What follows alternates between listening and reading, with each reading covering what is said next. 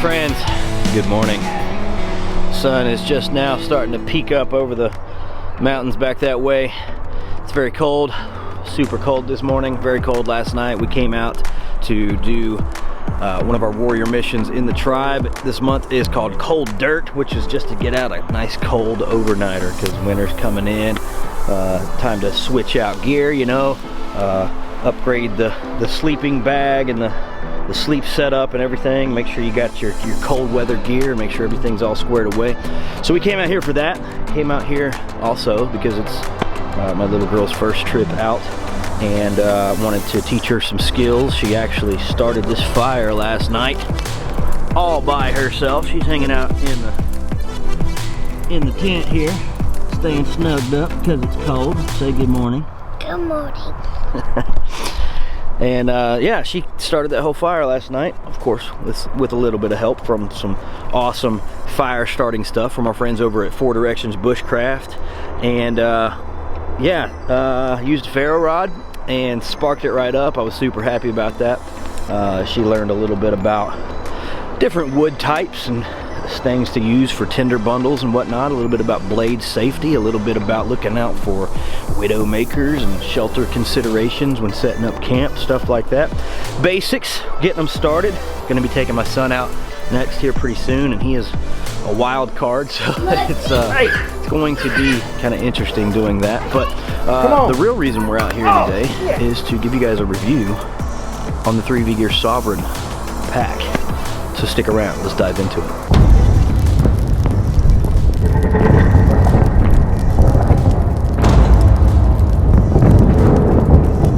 So let's talk about the spec sheet.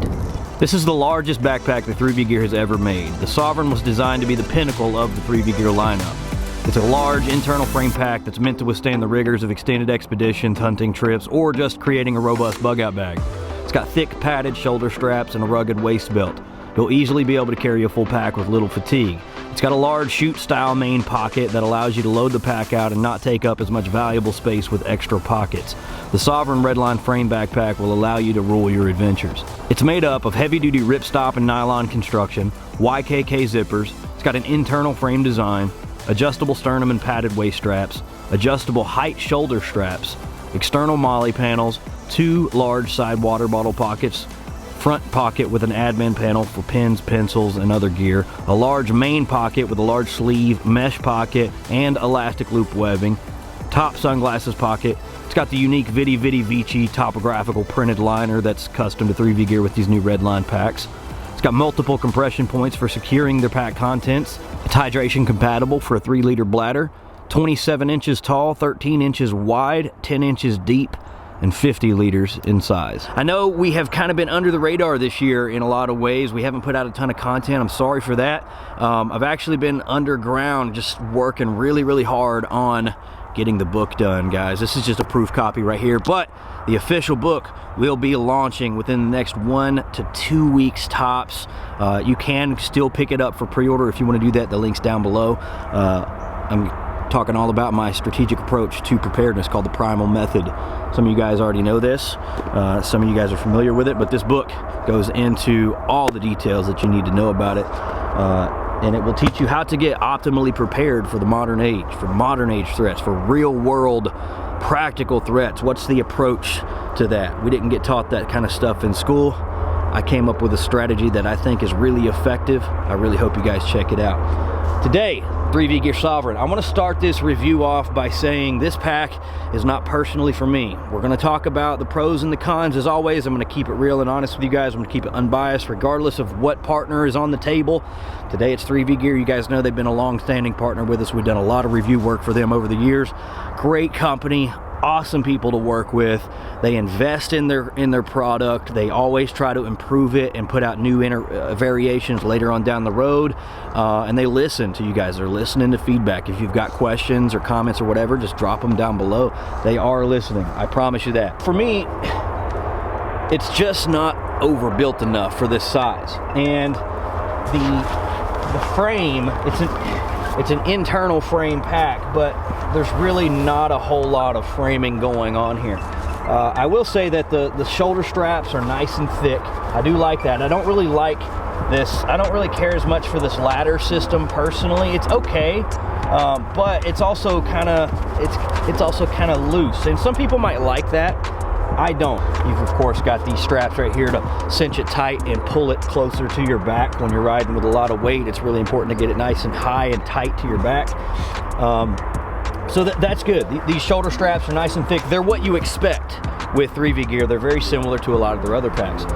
You got the same features. You got some D-rings going down here. You got your sternum strap, of course, and that can slide up and down a little bit of adjustability there.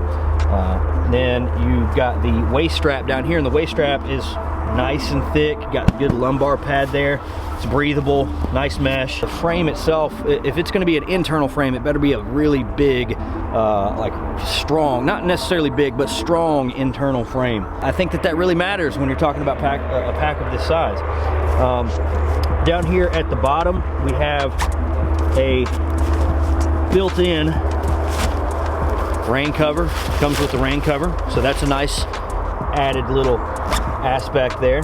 Molly loop on the side panels. You got the water bottle pocket here, and then you've got two compression straps on the sides, and these don't have buckles. I like buckles on compression straps like this because I like to be able to just unbuckle it and lash it around whatever I'm trying to put in here, because you know, maybe I've got a couple things in here already and it's a little bit difficult to stuff whatever I'm trying to stuff in here, and I'm not a big fan of that. But you got two compression straps on both sides of the pack. Got my axe down in here, got canteen cup. All right, so before we dive into the rest of this pack, I kind of wanted to preface this by saying, you know, regardless of what the spec sheet says about this backpack, or what any product spec sheet says, I think it's very important that you do your due diligence to, you know, get hands-on if you can with it, feel it, watch reviews like this. This is why I and a lot of other people in this space put out content like this for you guys, so you can make educated buying decisions.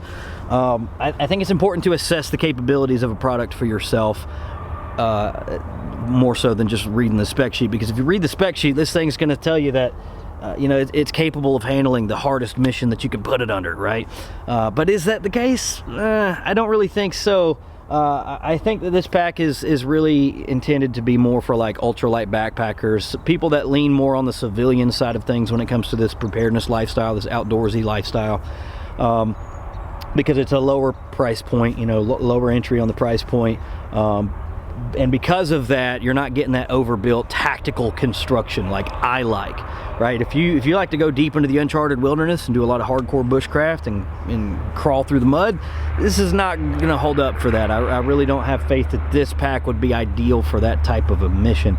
But, you know, so keep that in mind, right? With that being said, up top we've got two grab handles. One's kind of more on the back side of the pack for hanging, and then the main grab handle itself is right here. It's not, like I said, it's not tactical. It doesn't have the reinforced stitching. It's got reinforced stitching with one single line, but it's not like the box and the X like some of you guys might be used to seeing. I think it'll hold up. However, I do see some things that are kind of throwing flags at me. I can, around all of the seams, literally all of the seams of the pack, especially around the zipper areas and up here up top where it's putting a lot of stress hanging on this tree here, I can see the threads showing through, and I'll get you guys up close and personal on that so you can see all these white threads showing through. I do not think that that's by design, but I think that that's just what happens when you try to save weight by cutting back on materials. Now, the materials that they use for this pack are great. I just think that it should be used on smaller packs because I just don't think it's made to handle this much weight, right? So this pack has 3 compartments indicated by these Redline zippers here. Up top, we've got the felt-lined pocket, pretty standard on most packs these days. Put your sunglasses, screens, sensitive items, and all that kind of stuff. Really good size pocket there, though. We've got the admin panel here, and it zips from right there down to here, and then just kind of peels back. And it actually goes a good bit deeper, like 4 or 5 inches deeper right here than the zipper does, so you can tuck some more smaller items down in there in the bottom if you need to. Of course, you got the laser cut molly on front, so you can put a pouch on the exterior if you want to. On the inside, we got the contrasting interior with the topo pattern. I'm a sucker for that topo. You guys know I love that.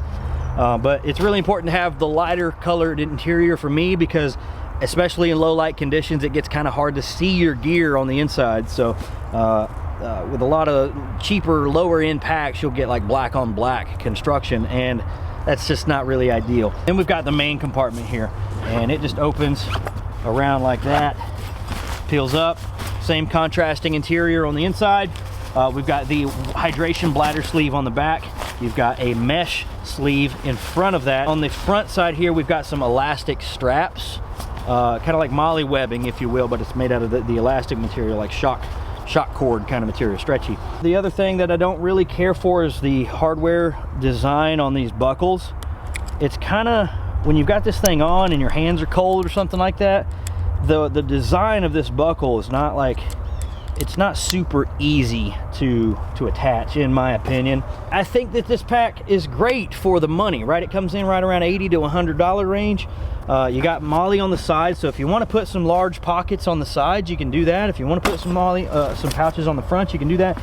You can expand it, but again, it's getting into more weight, right? And we don't have those reinforcements that I think are necessary with this, especially when it comes to a frame, right? Like the internal frame is good, but I don't think it's good for a pack that's this size or bigger.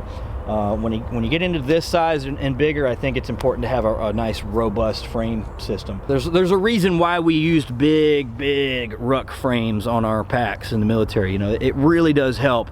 And if you guys are military, you know how nice that those packs felt on your back. You know, like you could really load a lot of weight on those things. So that's gonna be it, guys. That's all I got for this review. I hope you dig it.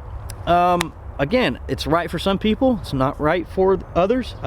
Use your judgment, do your due diligence. Like I said, research, ask questions. If you've got questions about this pack, drop them down in the comments below. If you want to see more content from us, be sure to smash that subscribe button, give us a like, follow us on social media like Instagram. We're all the time putting up awesome photos and stuff like that from our adventures. And yeah, more coming, guys. We got more coming. We're getting back on track. This year has been hell. It's been hell for a lot of us. I know you guys are feeling the pain too. We're coming back though. We're bouncing back and we're ramping things back up. We got a lot of awesome things coming in the new year. More content coming. I promise we're gonna get things back on track. All right, guys.